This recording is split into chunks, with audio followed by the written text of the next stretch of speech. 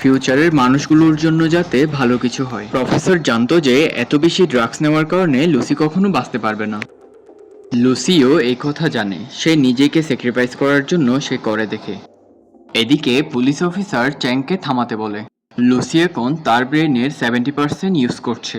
এরপর লুসি রুমের ভিতর যতগুলো মেটাল আর এনার্জি ছিল সবকিছু ব্যবহার করে একটি কম্পিউটার বানাচ্ছিল, যেখানে তার জানা যতগুলো জিনিস আছে সবকিছুই স্টোর করবে।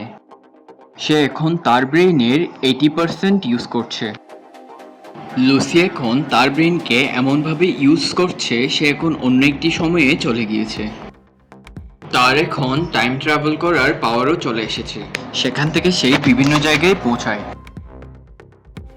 সেখান থেকে সে 1000 বছর পিছনে যায়, যখন পৃথিবীতে ডাইনোসর ছিল। সেখান থেকে সে আরও পিছনে যায়, যখন মানুষের কোনো চিহ্নই ছিল না।